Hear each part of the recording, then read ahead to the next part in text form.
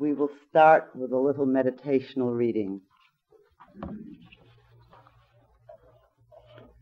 Though I speak with the tongues of men and of angels, and have not love, I am become as sounding brass or a tinkling cymbal. And though I have the gift of prophecy, and understand all mysteries and all knowledge, and though I have all faith, so that I could remove mountains, and have not love, I am nothing. And though I bestow all my goods to feed the poor, and though I give my body to be burned, and have not love, it profiteth me nothing. Love suffereth long and is kind. Love envieth not. Love vaunteth not itself, is not puffed up, doth not behave itself unseemly, seeketh not her own, is not easily provoked, thinketh no evil, rejoiceth not in iniquity, but rejoiceth in truth, beareth all things, believeth all things, hopeth all things, endureth all things. Love never faileth, but whether there be prophecies, they shall fail. Whether there be tongues, they shall cease. Whether there be knowledge, it shall vanish away. For we know in part, and we prophesy in part. But when that which is perfect is come, then that which is in part shall be done away. When I was a child, I spake as a child. I understood as a child, I thought as a child. But when I became a man, I put away childish things. For now we see through a glass darkly, but then face to face. Now I know in part, but then shall I know even as also I am known. And now abideth faith, hope, love, these three, but the greatest of these is love.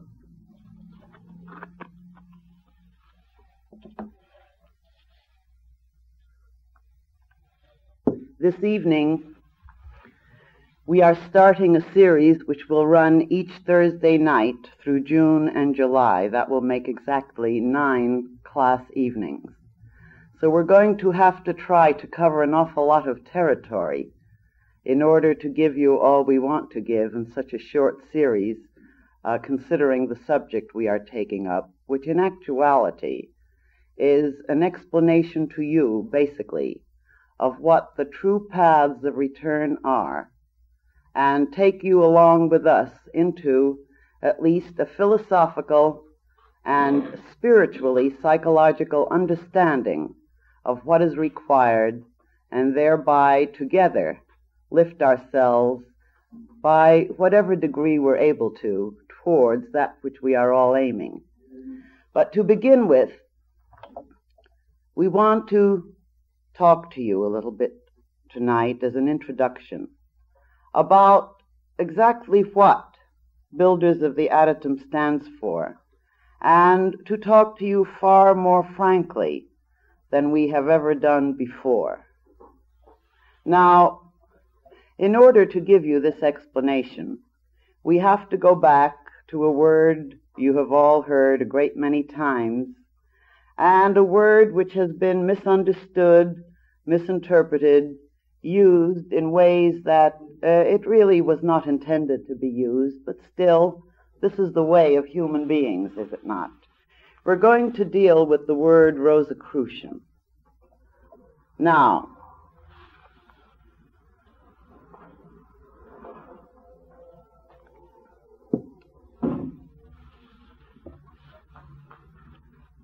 first of all, we'd like to explain how the word came to be known publicly, when and why. This information has actually not been generally known before. Dr. Case at one time wrote a book called The True and Invisible Rosicrucian Order, which had 3 editions, but a very limited printing. And then he withdrew it from circulation very, very many years ago because of certain things which were occurring in our, shall we say, metaphysical world at large, and because he was told in the ways he had of being told that the period was not ripe for general dissemination of a true understanding of this particular thing. However, just very recently, in fact only a few short weeks ago, we have been told that the time has come when we should republish the book, which we are planning to do, and we should give more fully than can be given in any book the actual esoteric elements that are involved in the true and invisible Rosicrucian order, in order to prepare aspirants who are now ever more becoming prepared for undertaking the true work, the true, shall we say, great work, which is involved with traveling the path of return. So let us go back for quite a few centuries to the year 1604. I may be missing it out by anywhere from 2 to 6 years. But somewhere in the early 17th century, around 1604, for the first time there was circulated a manuscript, in Germany it was, which was called the Fama Fraternitatis. And within a short period after that, its complement, or a further elucidation, was circulated, quite secretly, incidentally, at first, called the Confessio Fraternitatis. Now, the Fama Fraternitatis and the Confessio Fraternitatis were then printed and circulated amongst the educated people of that day, and created quite a furor, because in these 2 small manuscripts it was announced that there was a true and invisible Rosicrucian order. Now, what does Rosicrucian mean? It actually means rosy cross, literally. And those who have that state of consciousness are actually known as brothers of the Rosy Cross, though many people think they are this. There are many people who think many things because, you see, it's a state of consciousness, and we may aspire to that development, which we will explain, but we cannot be it. We can only become it through evolution and through growth. Well, at that time, the announcement was made that there was a society based on certain principles of teaching, based on very specific rules, regulations, means, methods, and grades, so that those who were duly prepared, who did not have gross wits, would find the opportunity to acquire all of the secret wisdom which existed, to acquire a mastery of consciousness, to acquire a way in which to overcome all the illnesses of the physical and psychic universe, shall we say.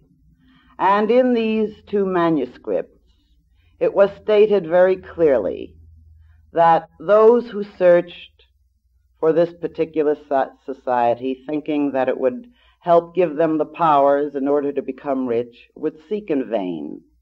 That those who sought for it in order to attain power over others would seek in vain. because only those would find it who were ready for it, and then they would not be searching in the same way. Now, the thing that was made very clear in these two manifestos was that the actual teaching training system was based upon the Holy Kabbalah. And we repeat that, the Holy Kabbalah. Now, we will not go into what the Holy Kabbalah is yet, because this you will receive through this series, and you will receive things we have never yet given in public, because, as we have been told, the time is ripe. Nor will you receive all of it, because always there is that which is still hidden and esoteric, and you yourselves must prepare yourselves in order to earn the privilege, in order to earn the state of consciousness which will make you able to receive and utilize that which goes further. Still, much which has never been given before will be given now. And so it is making grade, and the amount of time that it takes to make the grade, incidentally, depends on each and every individual, depends on the degree of perseverance, aspiration, and perhaps many other things. Now then, let's return to what occurred at that period, and then what the developments were. Incidentally, these manifestos made it very clear that this inner order has existed since after the fall of Adam, that it was given by those who had higher states of spiritual consciousness, or shall we say higher beings than man, that Moses, Enoch, Solomon, David were very learned in this particular training, and that Pythagoras, and it mentioned many others, had initiation into it and utilized this training. Now here is one thing we'd like to point out right now in relation to the Holy Kabbalah. Actually, by announcing in ways which it was impossible to miss, because those who had even a smattering of the Holy Kabbalah, and all the learned of that period, incidentally, had it, instantly saw from what was written that the Holy Kabbalah was being referred to.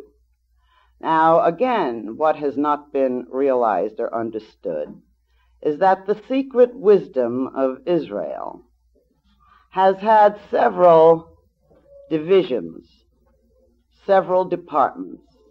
Remember that it was the Hebrews who brought to this planet the first monotheistic teaching.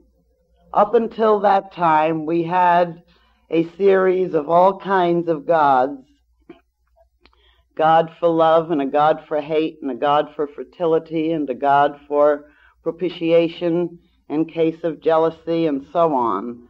I mean, the whole territory was quite covered, and people worshiped the different gods depending on the various things which they wanted to acquire or wanted to propitiate. And it was the destiny or the karma of the Hebrews to bring to this planet the first truly spiritual recognition, truly spiritual teaching, that is, that God is one. He is one and one alone. Rest under the shadow of his wings comes from the same ancient and glorious source. And again, it has been little realized that all the great prophets of the Bible were trained in the Holy Kabbalah, and that Jesus the Christ, when he was discussing the various points of law in relation to the Bible, in relation to spiritual things at the age of 12, was found to be so profound and spiritually talented in potential that he was sent in order to have training to a school which is an exact, let's not put it that way, which goes back link by link from the present day down to that period and beyond. In other words, it was the school of the Essenes. Now, I know there are many groups who claim they are the Essenes, but in actuality,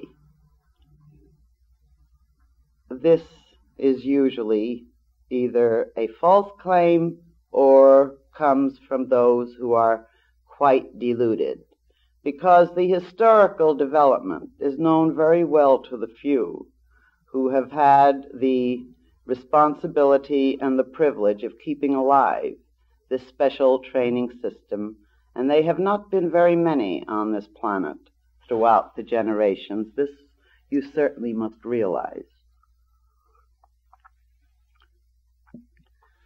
Now then, anyone who takes even a little time to study the Holy Kabbalah will discover that Jesus had to have been trained in this. Now, what were the divisions of teaching and spiritual training which have developed now down to this period? Let's try to explain it just a little bit, and then we will give you a little more data on the word Rosicrucian. Now, the Holy Kabbalah actually is said to be in 4 parts. First, there is the practical Kabbalah. It isn't that that is the first item, but that is one of the 4 categories. The practical Kabbalah deals with training in ritual and ceremonial. Then there is the dogmatic Kabbalah. These have long, long commentaries that have to do with many and varied details and rules and regulations. Then there is the literal Kabbalah. This is a training in number and letter in order to have the background for use and ritual of the white magic of the esoteric training. And then there is the unwritten Kabbalah, which has never been given out in any written form in its completion, though there have been a few who have broken obligations, have given out parts of it, and to these their own backwash of broken obligations have been what they have had to deal with. So now that we've given you these categories, let's return to the other categories, because there are 3 other divisions. There were written the books of the law and the prophets by, incidentally, the Kabbalists. What are the books of the law and the prophets? The Holy Scriptures. This is the Bible. Then there's the Torah. The Torah happens to be long and detailed commentary on the actual laws, moral and spiritual laws. And then there's the Holy Kabbalah, which is the mystical interpretation of the hidden wisdom of Israel, and was always reserved for the very, very few who had the spiritual readiness and the ability to undertake such a serious, and it is a very serious study, because it actually has to do with practically everything that you are familiar with when you think of the term initiation. These were the ways and the means and the methods through the utilization of these writings. Now, the old rabbis, whenever they were asked, where does the Holy Kabbalah come from, always said, similarly to what was told in the Fama Fraternitatis and the Confessio Fraternitatis. These old rabbis said, why? The Holy Kabbalah was given to us by the angels after the fall of Adam, so that man would not be lost, so he would have a way of re-attaining the Garden of Eden. And indeed, though many of us may smile at this idea, those who have had certain types of mystical experience, and there are many such, and the literature of the world is full of reports of these various types of mystical experiences, where people have certainly touched the consciousness of other beings and have, at least a good portion of the time, alluded to these types of consciousness as being archangels or angels. So that the idea of angels should not make us sneer in any way if we will consider that consciousness surely cannot be limited to only what we can see and sense with our 5 physical senses. That consciousness surely must be a hierarchy, an evolution of hierarchies, and there must be levels and levels of consciousness reaching right into the heart of God and the total all-consciousness of the One, the indivisible. Blessed be He, it is usually said by the ancient Hebrew scriptures when they allude to that idea. Now then, the development. We will now return to 1610. You see, up until the 14th century, the continuation of this school of training was kept completely hidden, as it had to be, because remember what happened when the Dark Ages descended upon us. And remember what happened. The fires in Alexandria burned, they said, for 6 months, with all the books and the manuscripts, which were pulled out by the then bigoted, narrow group who were in power and had decided to give a certain very rigid and literal interpretation to the Holy Scriptures, and they very carefully sifted out everything that could even begin to show what the entire basis of Christianity stood on. And actually, this we must always remember.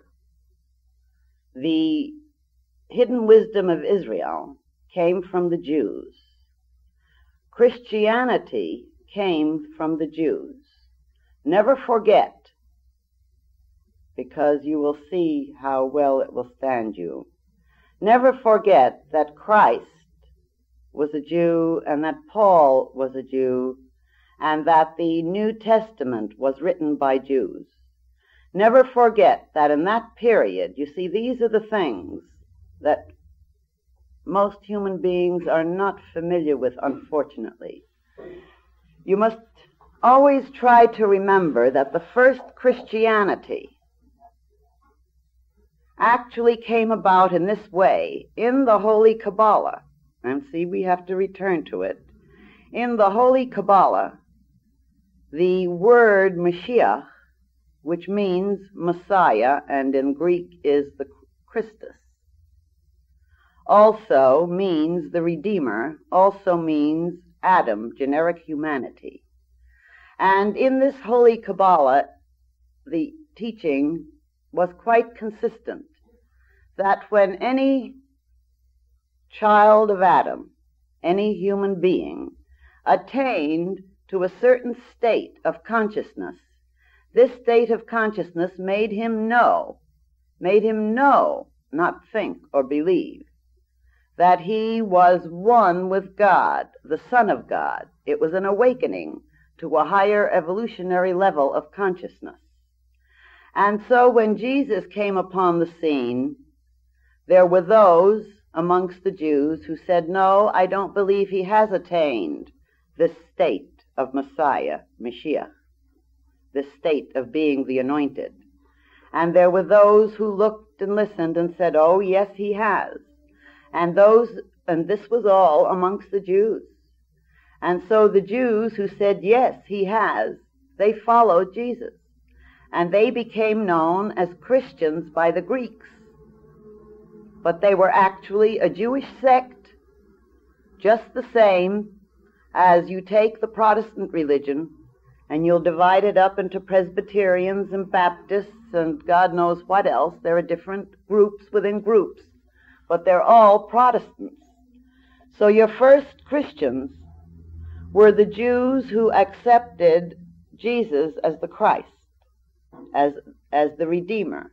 Since in the Holy Kabbalah it is taught that every time any individual attains to that state of Christhood, he becomes a Redeemer for all mankind. And indeed, the trouble is we have too few who have attained that state. And when one attains that state, one is not only at one with Christ, but becomes an instrument for the Christ, as did Jesus of Nazareth, who was, as far as we know, the very first on this planet to attain to that glorious and wonderful level. He went through bramble and thorn and suffered mightily because those who go first have a much harder time of it, in order to make it a little easier for those who come after.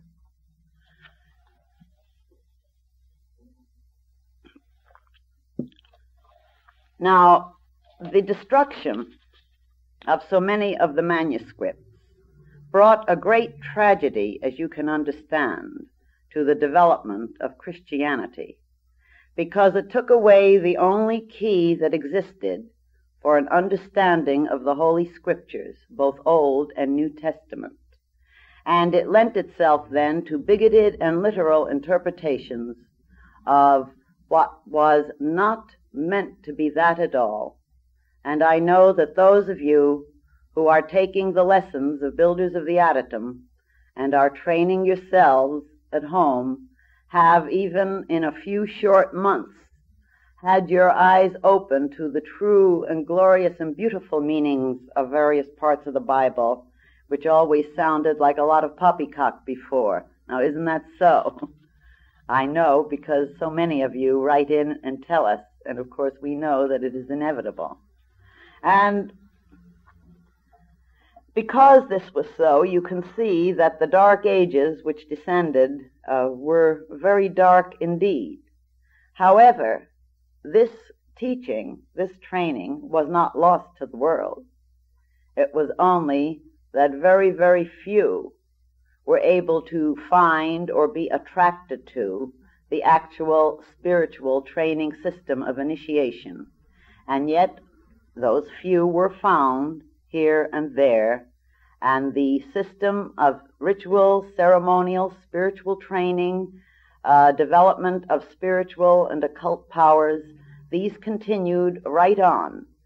Somewhere along in the 14th century, 1300 something, the great adepts, the masters of wisdom, who had followed in the steps of Jesus, who had attained, who had continued in the line of teaching and evolutionary growth, these individuals gave out to the world what is now called the tarot. And this tarot was incorporated into the spiritual training initiatory system. As you will see on that tree, you see those tarot keys all in between those circles? And that, of course, we will explain, and just what the state of consciousness involves and how one attains to the growth and the perfection and the development of the powers of the tree of life, which is exactly what is alluded to, incidentally, in the Bible, though very few seem to recognize it. So the system continued. The tarot was incorporated into it because the Dark Ages, having descended with such tragic fullness, it was found that it would make it easier to train the initiates by including the symbolic pictorial meanings of these paths of consciousness, these paths of the emotional, mental levels of life, that it would help to open up the inner vistas more fully by bringing a fuller type of training to this initiatory system. And then in the 1600s, around 1610, is when it was actually publicly circulated, these manifestos. For the first time, they made it known in writing that it existed. And as we mentioned to you before, all the erudite of that period instantly recognized the Holy Kabbalah as being the framework of the true initiatory system for the Rosicrucian growth. However, we have not come to explain to you fully yet about what is involved with Rosicrucian here, because here is what developed. From that period on, the chains, link by link, continued of these various schools of training. There were never very many, because in actuality there are never very many human beings on the planet at any one time who have the capacity to even persevere in this type of teaching and training, let alone attain to the states of consciousness and therefore, remember, states of power, which are involved in such a system.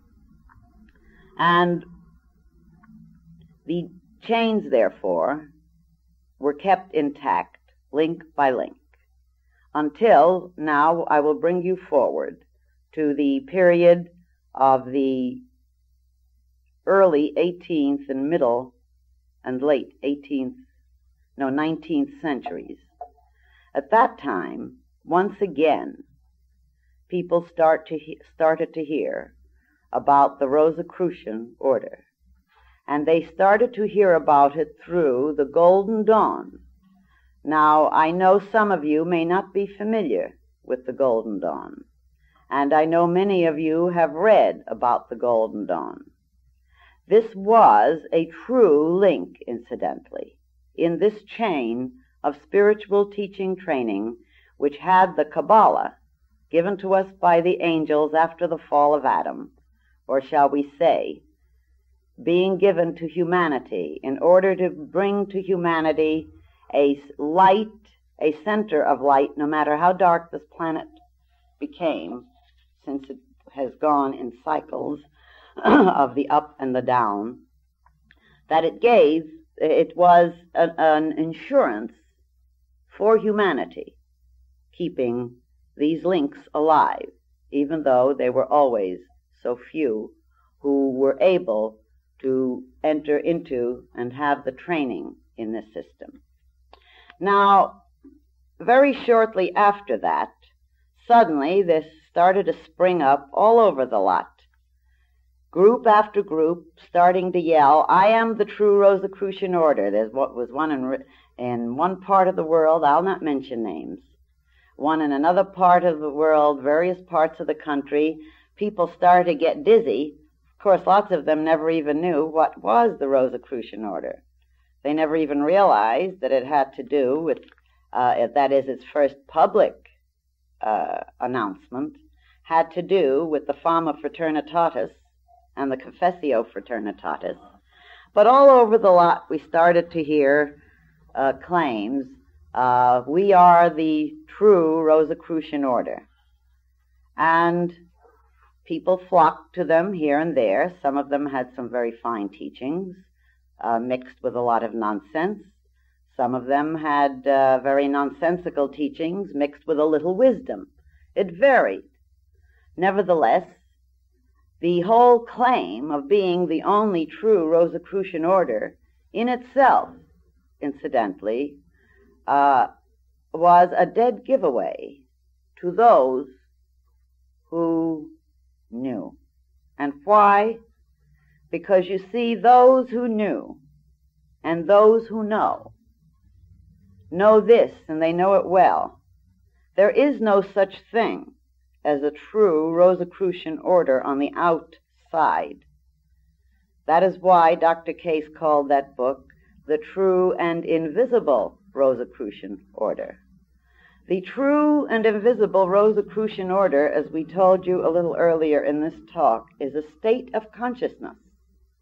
However, as was announced in those two manuscripts, the truth is that this true and invisible Rosicrucian order has had and has outer societies where the teachings are given, and these actually are preliminary teachings, where the trainings are received in order to help prepare aspirants to become Rosicrucians, and by becoming it we mean attaining that state of consciousness.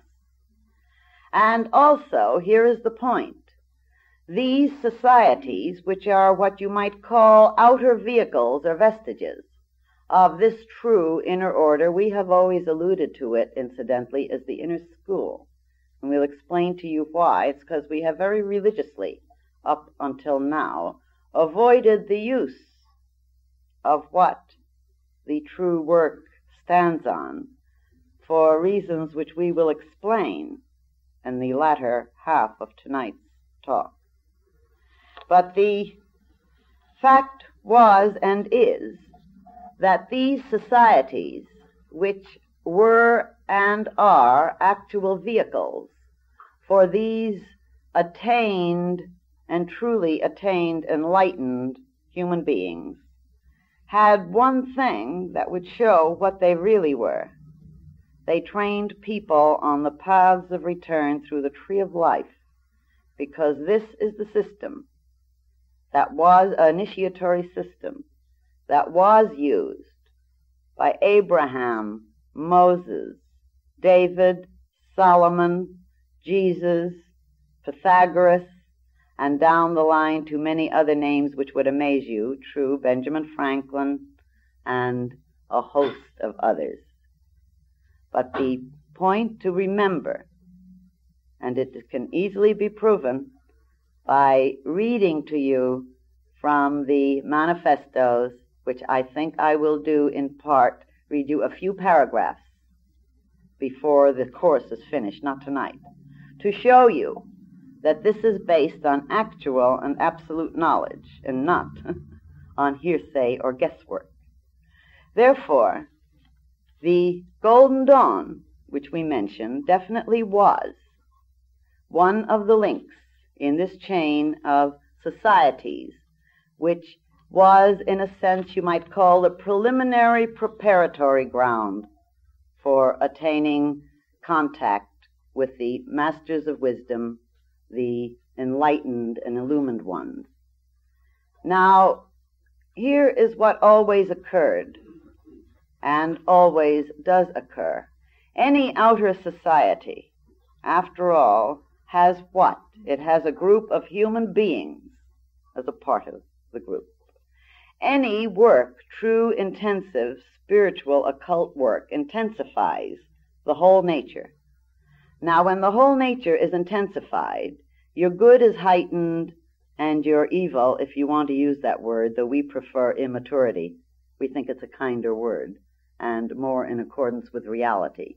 Your immaturity is heightened, so that the occult aspirant finds himself pretty much in the same state that St. Paul was in when he cried out that the spirit was willing, but the flesh was weak, and when he cried out, the good that I will I do not, and the evil that I would not, this I do.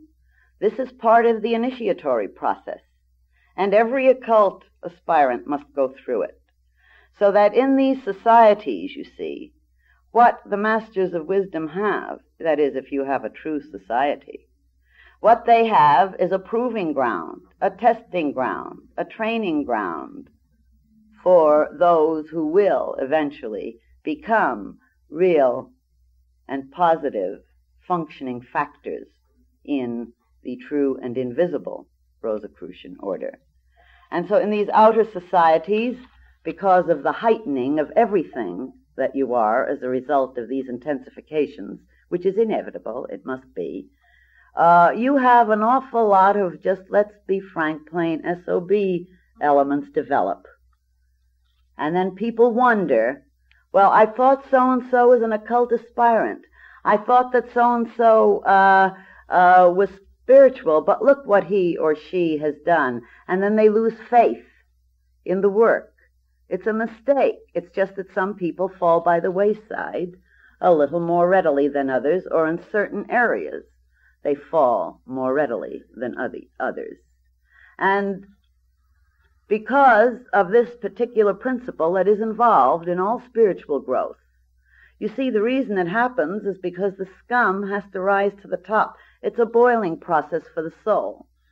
And then when the scum rises to the top, the aspirant can't help seeing the reactions like envy, jealousy, fearfulness, and then he knows what to go to work on in himself. Because transmutation of the personality is the great work, and until major transmutations take place, you will in no wise be admitted into the inner secrets and into the inner development of powers. Your own personality keeps you out. This is one of the safeguards that just is by way of the principle which exists in the universe.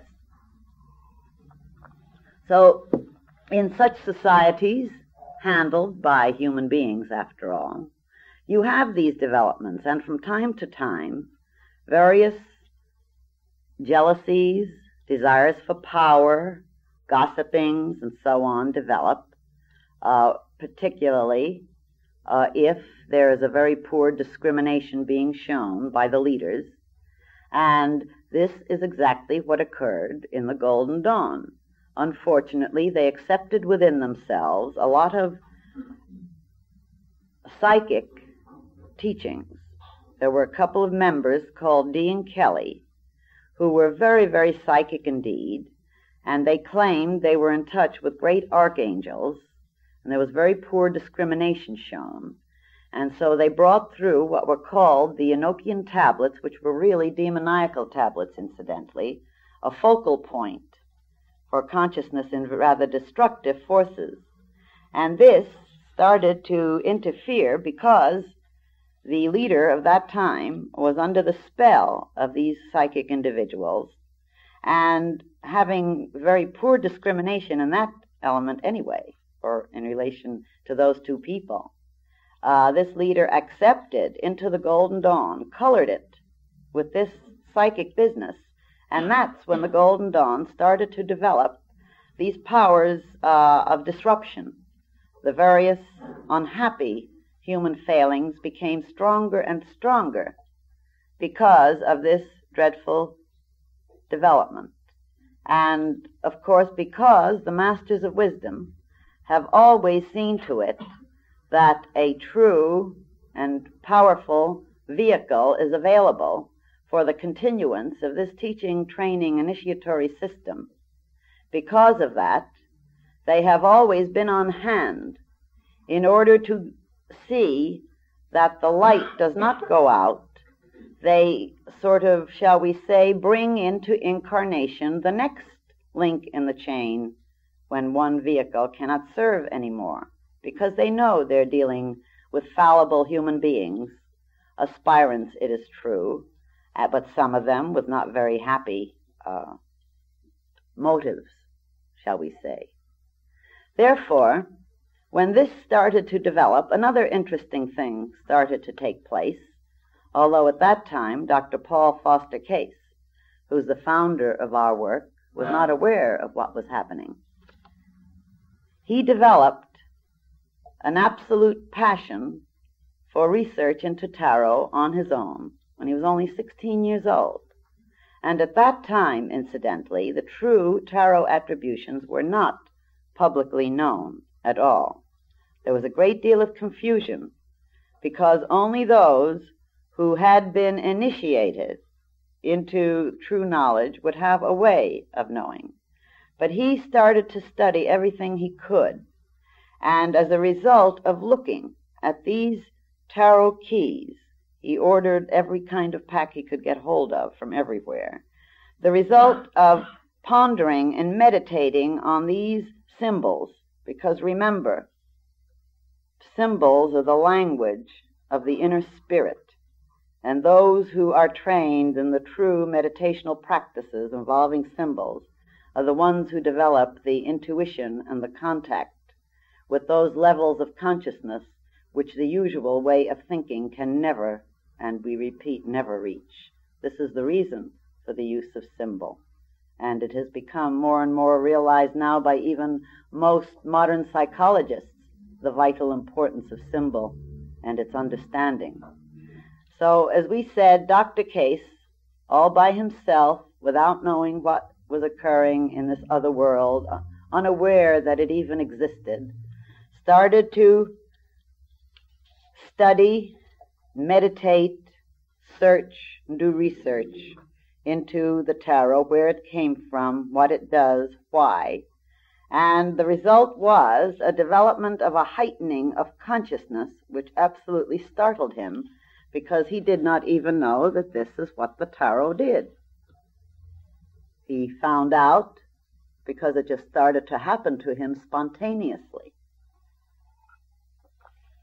And at the same time, he started to hear an inner voice which he thought was an auditory experience of his own subconsciousness.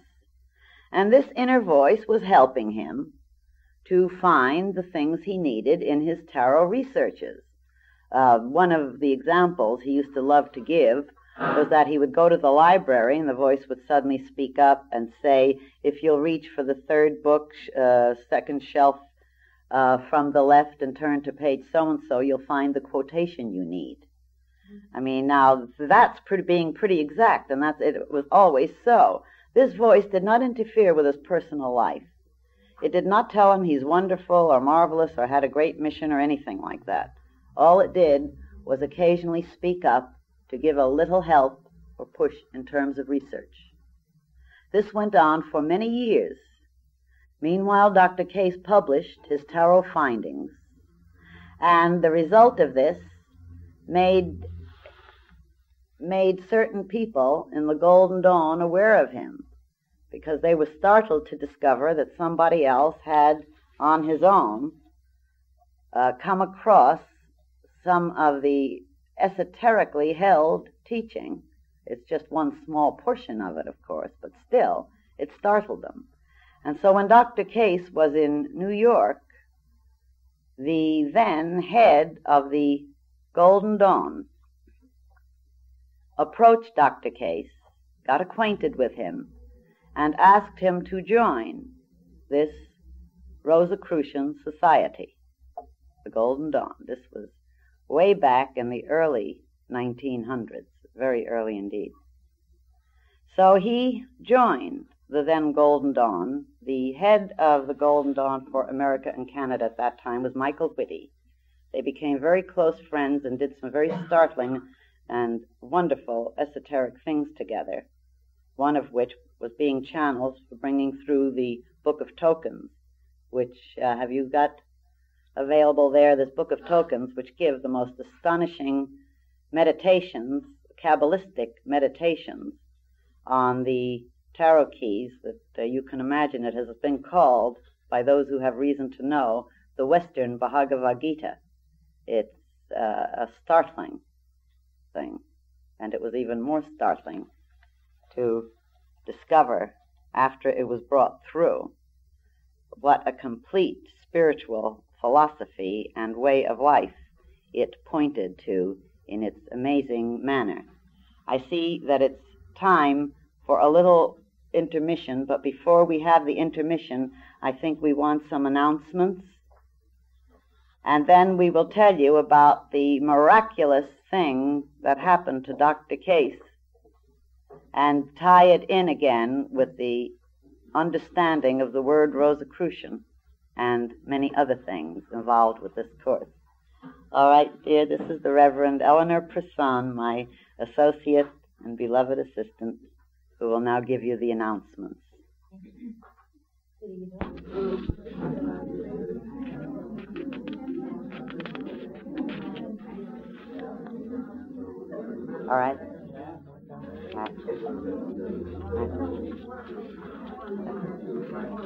I guess we're ready to continue.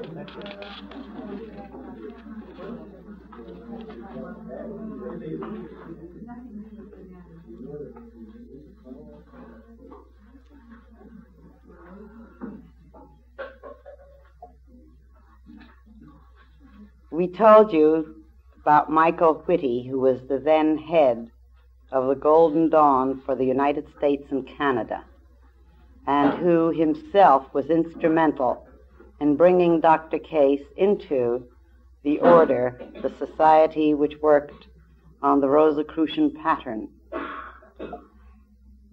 Dr. Case very quickly rose to becoming one of the chiefs of the order because he had so much training interiorly.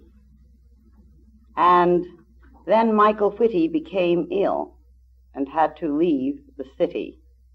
In fact, he came out to California from New York. And Dr. Case was made the head of the order for the United States and Canada. He also took over Michael Whitty's job of being editor for the Azoth magazine, which was the great occult magazine of that period. And then came the miracle. The phone rang one day, or I should say one evening, and there on the telephone was this voice that he thought was an auditory hallucination helping him in his researches, this voice that had been such a guide. Well, we leave it to you to imagine what his reactions were.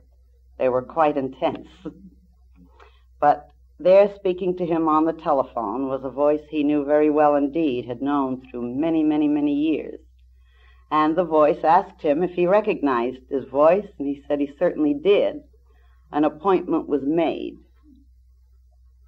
And he met a human being, and I want to say right now, a flesh and blood human being. This was no psychic vision. This was no visitation in a dream. This was no fantasy. This was no delusion. He met a flesh and blood human being at the old Waldorf Astoria Hotel, who was the very human being who had been behind putting out the Fama and the Confessio Fraternitatis way back in 1604. Now add up his age, and you get an idea of what that human being was. He was and is a real master of wisdom. And he was and is the one who has been the head of the teaching, training, working initiatory system for the Western mind and body, for the Western evolution. There have also been, and never forget it, I mean, we do not deny it, we are happy that it is so. There have been in our Eastern types of training in the East, which incidentally were meant for Eastern minds and bodies in the Eastern culture, not for the Western. Because the Western culture and those human beings who are born or through karma come to the Western world, these have a system available if and when they become ready for it. And that system, that is the full comprehensive system, is based on the Holy Kabbalah. Now we want to say right here, we do not claim to be the only representatives for the masters of wisdom.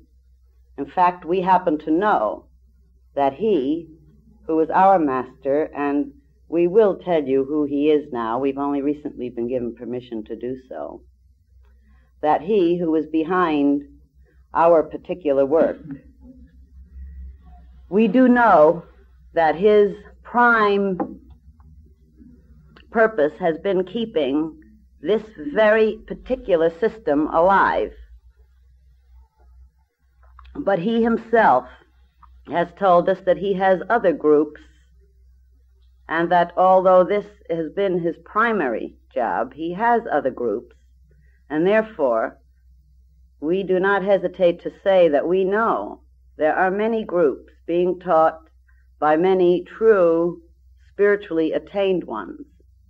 But we also know that there are many, and this is more than many groups, who are like the blind leading the blind, who are either deluded or make false claims. We know this is so, and this is the way aspirants grow and develop discrimination. It seems necessary to follow false stars for a while because that's part of the growth process. But sooner or later, those who have what it takes are guided to a true center of teaching training.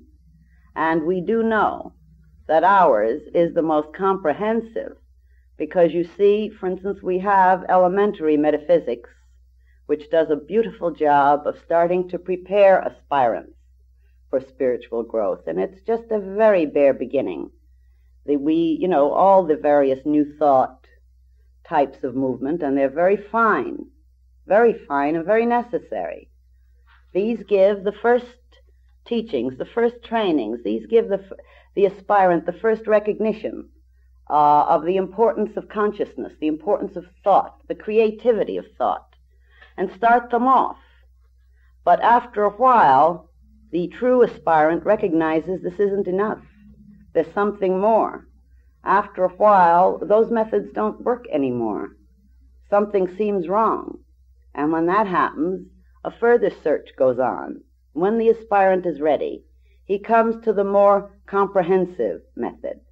And the more comprehensive method, in actuality, the one that is the direct descendant of that which goes back to after the fall of Adam, that really includes a synthesis, which we see represented on the tree of life before you with the paths.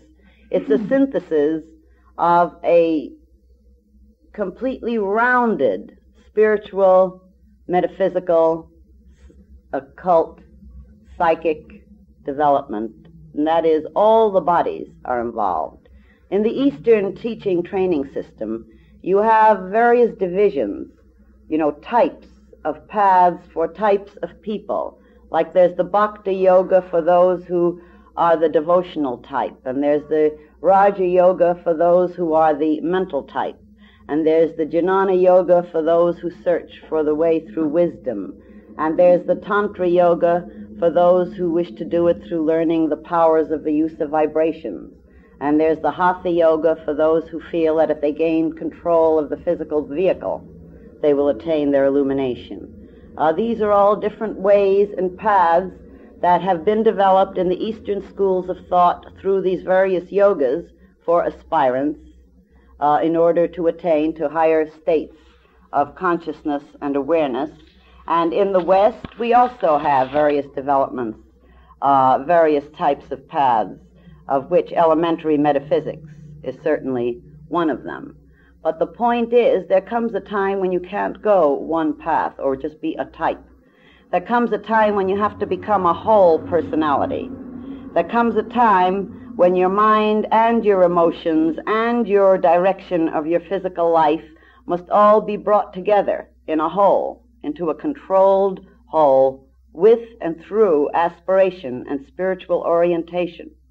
And that is the time when one is brought to the Holy Kabbalah, incidentally, because the Holy Kabbalah contains all of the various so-called paths. All of the types are brought together in such a way so that the mind is developed and balanced, the emotions are developed and controlled, and then balanced off with the mind. This we will show you as we go along with this class series, and we'll show you how to utilize these symbols, and we'll explain to you the methods that can be explained in public for using these symbols in order to bring about the development of a better mentality, which is part of what's necessary to attain the control of the emotions, the control of the physical environment, the controls of relationships, how to bring about the synthesis and understanding of the subconscious and what it is, and how to just weave back and forth a whole cloth out of this fragmented being that most of us are, torn in every direction at once. Kabbalah, then, is what one is brought to. when one is ready to become whole, and it takes work. We don't say it's easy. We wouldn't dare tell you it's easy. Is anything easy? Can you become a virtuoso on the piano, or a great artist, or a great dancer, or anything, without having to persevere and grit your teeth and go in for the muscular development and the mental motor coordinations that are involved? No. And anyone who promises you the easy way, well, then we invite you to try it, and you'll find out. You'll come back to us. And this incarnation, next incarnation, it doesn't really matter in a way, though it does matter in another way, because the world so sorely needs, and now more than ever, it needs those who can develop enough of the wholeness, enough of the balancing, and enough of the tune-in to the higher levels of consciousness to keep the world from really tottering, you might say, to help pull up the rest of the types of consciousnesses which exist. Because remember always, and I, if I be lifted up, shall lift all others unto myself. And this is our job. This is our job. So back to Dr. Case. He met in the flesh a human being who had been walking this earth for several centuries. And he was with him for 3 weeks, being given some very special, very specialized teaching and training. And what was the reason? Well, first of all, I know those of you who have come to all of my other classes have heard this, but for the sake of those who haven't, bear with us. We should share it with our new friends. The Master told Dr. Case, he said, we did not choose you because of any excellencies of personality, that as a matter of fact, your personality left much to be desired. Nevertheless, with the evolutionary level that exists on this planet, you're the best we can find, and we have to work with the material we have.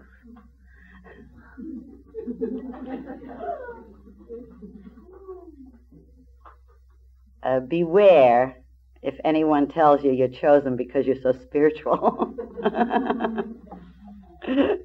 Because you see this, they see, but it was not said with unkindness, remember.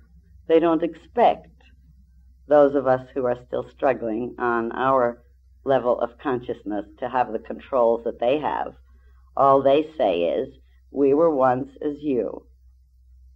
Now, we haven't got your problems. Your problems to us are the same as a baby crying because the ball went under the sofa is to you when you listen to the baby cry. You think that should be my worst worry or his worst worry. So you see, it's all a matter of where we stand. Well, but then to go on with the essence of this story. The Master explained to Dr. Case that the Golden Dawn had become so corrupted with so much of the negative, immature elements of the personalities of those who were involved in it because of the entering into this training system alien elements which did not belong, that the Masters found it impossible to continue using it as their vehicle for this specialized training system, initiatory system. They were therefore preparing to withdraw, and they do this, and they leave the husk. But he explained before they withdrew from sending the vibrational intensive energies which they do. It's part of what we'll explain to you through this class, and just how you can avail yourself of that aid also, incidentally. They explained that before they withdrew, they always saw to it that they had another vehicle prepared, and that Dr. Case was to prepare the next reincarnation of the same system with the impurities extracted. And he gave them careful instructions as to what was to be taken out which did not belong there, returned to its essence. He also instructed him as to what could now become exoteric and what must still stay esoteric. And he told him that from time to time there would be more that could be extracted from the esoteric and given out into the exoteric. And the thing you want to remember is that everything that Builders of the Adytum teaches, all the training you receive, through from the lessons you receive at home, through the various parts of the work you receive here, through our pranayas and beyond, all of it was once completely esoteric. Each era and each time puts more out into the world as the world is ready for it to draw the more and more who are prepared. And this is a period, this is a cycle, when untold numbers of millions of human souls have been flocking into incarnation. Have you noticed the population increase that has been going on? This is the period where there's been this tremendous influx, because this is the beginning of the Aquarian dispensation. And it is during this period now that the divisions are being prepared, that is, those who are going to be able to make the grade to go on into the new and spiritual order of the brotherhood of man, and those who will have to fall back and wait for the next life wave. And that is why you see, in case you have wondered, such a tremendous outgrowth of all these various metaphysical schools of thought, and such intensive searching by so many aspirants. It's because this is taking place now. And this is also the reason that the time has come for us to announce exactly what it is we do and have represented, and to explain why we've been so quiet about it, because we've been functioning for a very, very long time, and yet we've been functioning very quietly, and only those came to us who came by word of mouth for untold numbers of years. And it's only recently that we're reaching out with more modern methods, and this under the instruction and guidance from those who guide from behind the veil, shall we say. Now then, Dr. Case had the tremendous benefit of the impact of this amazing consciousness of this extraordinary being, so that everything which he was taught and told remained vitally alive, of course, and he followed the instructions. Builders of the Adytum was formed, and the Golden Dawn fell apart. And of course, as we mentioned before, all kinds of different groups started to call themselves and advertise themselves as being the Rosicrucian order, and all sorts of people flocked to all sorts of groups, some of them very fine, most of them giving a very good and excellent background of various metaphysical ideas. But in actuality, the point is that the true brothers of the Rosy Cross, the true Rosicrucians, do not and cannot belong to any outer society to make them that, though outer societies have trained these brethren down through the ages.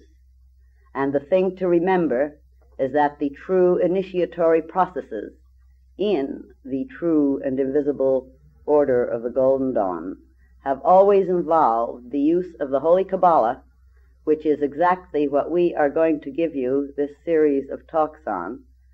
We are going to teach you how to understand the idea of the emanations of God's consciousness, or as the Holy Kabbalah has taught it, just what is involved, what is developed as a result of the advancements from grade to grade, what is meant, and thereby hope that it will stir you into taking up the really practical work of initiation, that is, to prepare yourselves for actually and literally traveling. And notice how we always say these paths of return. We do not say path of return, because they are paths. And the reason they are paths is because it has to do, remember, with the development of a total readiness a perfection. It has to do with development of the true Christ consciousness, and it has to do with overcoming the sorrows for both ourselves and the world, just as Jesus was dedicated to doing. And you will be able to understand as we go along more of what Jesus meant as we give you these various grades of the true societies that work on the paths of return. We will explain the grades and what happens, what is stirred and awakened in these various advanced initiatory elements, and show you how to more thoroughly tune yourselves into those elements of intensive, fulfilled areas of consciousness coming from the true and invisible Rosicrucian order, so that you can become a firm link in this chain yourself and know yourselves to be forever safe, to be able to say it and know that it's true, that if I climb up into heaven, thou art there. If I descend into hell, lo, thou art there also. If I take the wings of the morning and remain in the uttermost parts of the sea, even there shall thy hand guide me, and thy right hand shall hold me. If I say peradventure the darkness shall cover me, even the night shall be light unto thee. This is what you will be able to say, because you will not know the meaning of fear once you have attained to an even slight contact with that in you, which is there and being stirred into awakening. So Dr. Case, as we said, founded Builders of the Adytum as a continuation and under the instructions of the Master. He later moved his work to Los Angeles. This was in New York. He was active for many, many years on the East Coast and traveling many places. And in due time, the Master brought Dr. Case and myself together, and I was trained to take over and continue the work and represent this particular phase of the inner school's work. And it is indeed a privilege for me to have the opportunity to express and give out to others just a small portion of the riches I have received from the great work that it has been my privilege to have been given. But this much I would like to remind you of, just as Dr. Case was told by the Master that it was not because of any excellencies of personality that he was chosen for the work, and incidentally, a great part of his work was to reinterpret to the modern mind this vast amount of esoteric teaching, which was even more shrouded in the types of symbols which are not understandable to most of the Western minds until they're trained in it, and to make available the training in symbol and number in order to help prepare you for the ability to handle universal forces, which you could learn to handle in no other way. So at any rate, I said I did wish to remind you that just as the Master said this to Dr. Case, perhaps we could say it even more of me. We do not invite any worship of the teacher. Your teacher, myself, I am just another student with you. I happen to have a certain grade of teaching and training put in my hands in trust for you, and I do not represent its perfect fulfillment at all. I'm working along right with you. So we do not invite this follow me, I am the way.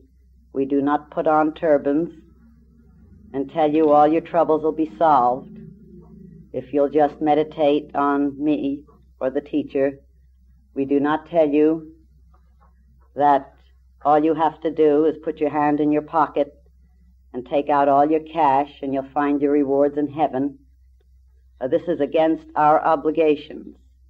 We are a true representation of this age-old teaching, training, initiatory school. And if we did anything to break our obligations, we would tremble at the repercussions to us from our own higher soul. We're here for only one purpose, and that's to help you find your own center, to develop your own strength, to make your own growth. Just as a mother cannot grow for her child, we cannot take away your privilege of growth from you. We have the map in trust. You see it there. It might mean nothing to you now. It'll mean much to you before we're through with this series. And indeed, almost immediately, it will mean much to you indeed.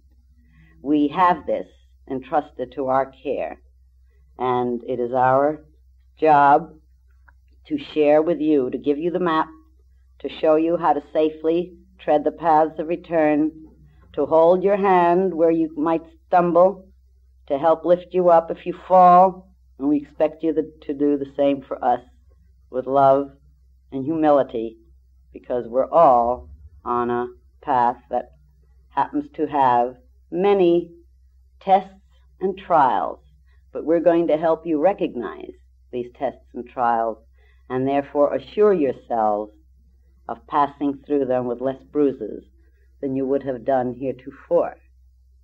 So this is the opening lecture of the series, really giving you a background or foundation in relation to the history, the work of the paths, and the explanation of creation as taught in Kabbalah and our part in it. We'll start with the next Thursday evening class. We're going to show you that nothing that modern science has found was strange to those who knew and those who know. We're going to show you that they knew the cosmogony, that they knew exactly how the universes came into being, that they knew the power of consciousness to become a conscious co-creator with the Creator. They knew exactly who and what, and they know exactly who and what we are and what we can do to wake up. You see, we are asleep, and there is a way to wake up, and we're going to share with you the ways and the methods, the means, the techniques. We're going to give you very important and vital techniques for helping you to hold on, and in order also to help you open your eyes to what the real world is. We're going to share the miracle of expanding consciousness with you. And this much, too, we would like to have you know, that in our work we do not speak just to the mind. In all the work we do, we have, as we have told you, a link with the hierarchy of consciousness, those who have attained in the various grades of attainment, like a pipeline goes right to the heart of the Universal One. There is this tune-in, and in the work we do, in classwork, particularly in Pranayas, which is the beginning of the esoteric training, and then the chapter is the actual esoteric training.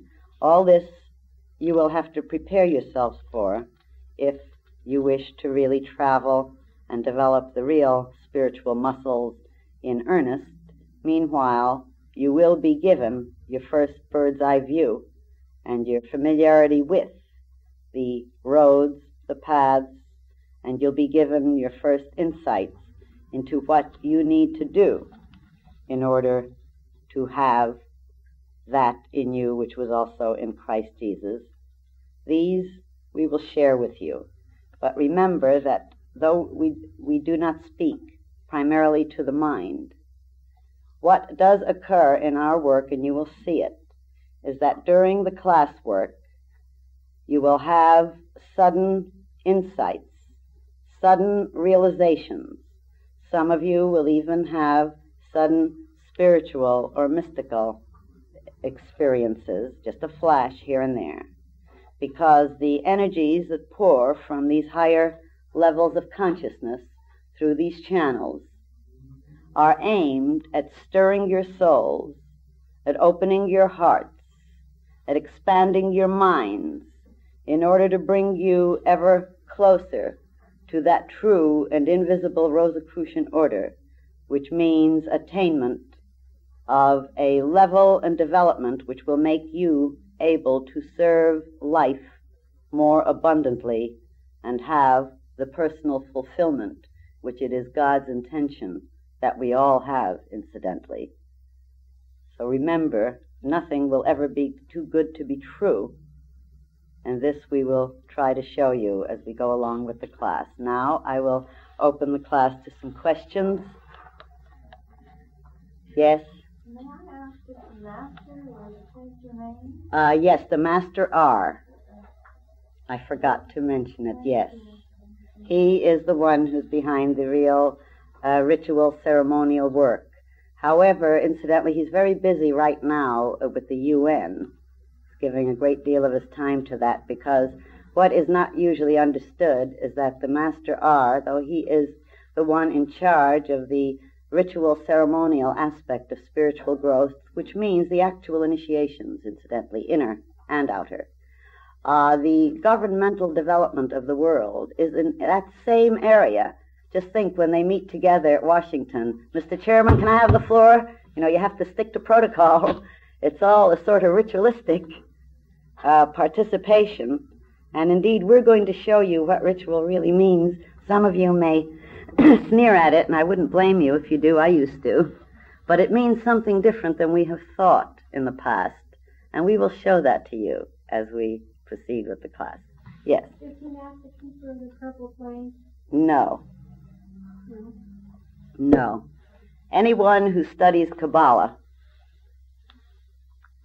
comes to realize that every one of the colors, in fact, our work Sunday morning is the usage of the color and sound in order to develop the awakening and harmonizing of the chakras safely.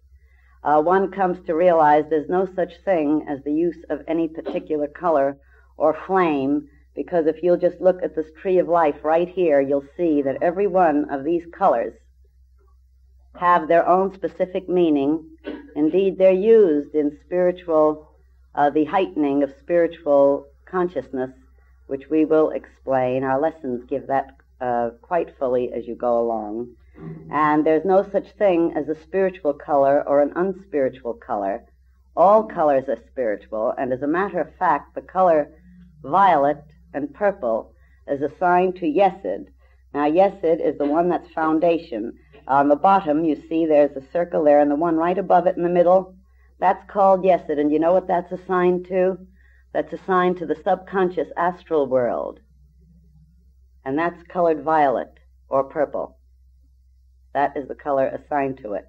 So that any work with that particular color stirs the astral, and in the astral abides what are taught in Kabbalah, the shells of the dead, old thought forms, habit patterns. In fact, this is the thing we want to free ourselves from, not promote into ourselves. And we free ourselves by learning how to utilize a balancing of all the chakras, knowing each one as the power that goes with the inner holy planet. That's what Kabbalah calls the chakras, and its usage for certain states of consciousness. Any other question? Yes? Did you find M&I? No.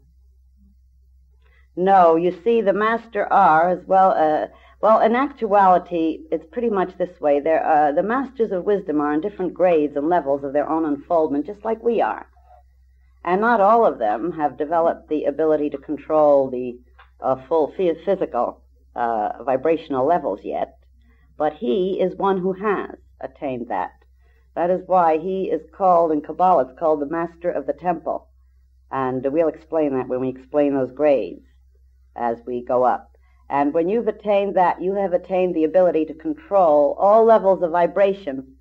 And it is in the control of the vibrational levels that bring about the physical vehicle, where the ability to keep the physical vehicle in harmony is attained. So he knows how to keep the balance of the outgoing and incoming energies in such a way that he keeps that vehicle as long as he needs it or wants to, but always in contact with the divine will, because those who have attained that can say with Jesus, I of my own self do nothing, the Father in me doeth the work, and I do the will of the Father who sent me. They have that full consciousness, and with it the control of the physical. And he does. That's why he's been around so long. Any other questions? Yes. You are used as a channel. That's right. I'm a channel for the Master and the Inner School for this teaching training. Such as our lesson tonight, were you given it ahead of time? No. No, it's one of the jokes with those who know me rather well. When I first started to do the actual teaching, when Dr. Case was still with us, I used to try very hard to prepare the classes because I'd get worried. I thought, suppose my mind goes blank, and after all, these people are coming to be taught something, and I should be prepared. I owe it to them. But invariably, the moment I started trying to read and prepare anything, I got sick as a dog, and I'd land in bed. And then, just exactly 10 minutes before it was time to give the class or lecture, the sickness would lift. And I'd go in and give the class. Well, of course, I'm a pretty stubborn type, and it took me a long time to wake up. I kept trying it for 2 years. You see, I don't give in easily. But after 2 years, I suddenly realized that I'd better give in and have complete faith in the spontaneity of the inner guidance and channeling. So I do absolutely no preparation. Everything is completely extemporaneous. I receive it and give it. However, I do spend the whole day in quiet and meditation whenever I give any public work. Sunday services, I don't have to spend all day. I just spend a couple of hours since I haven't awakened yet and I sleep late. But on Thursday evenings, I do that. Any other questions? Well, in that case, I invite you to return next Thursday evening, where we'll start actually together familiarizing ourselves with what the real grades of initiation are and what they entail and what they will do for us and how we can put ourselves in contact with those forces that deal with each of these grades of attainment. Good night, my darlings. Welcome and come back.